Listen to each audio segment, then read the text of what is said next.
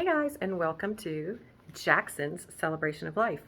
So I wanted to show you guys around in case you're not here and show you a bit about what we're doing. So first of all, this is like the little mantle montage. I'm going to light those candles in a bit, and it will be anchored by balloons that are not here yet. These roses are very significant as Jackson drew those for my mom, and he also had rose tattoo that he drew, and it's a really sweet poem about roses. And more pictures, dogs being crazy. Over here is a poem called Afterglow. I painted the canvas and put the poem on there with glow sticks. Our friend Roger makes these birds. They're called comfort birds. And another poem. So these are glow sticks that go with this poem. Over here, we have the most magnificent arrangement. I'm going to come over here so you can see it better with the light.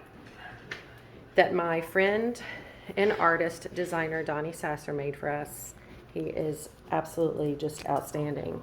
So the red rose represents Jackson, anchored by 3 roses representing the Trinity right there, and then surrounded by the loved ones that have gone on in heaven.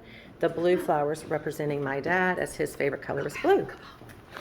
Over here, we have a little station. Please leave a note, wish, or memory for Jackson, with strips of paper and a little box to stick it in. We have more pictures here. Jenga blocks here to leave a message again, or sign your name or whatever. All of our food's going to be set up here. Out here, Come by.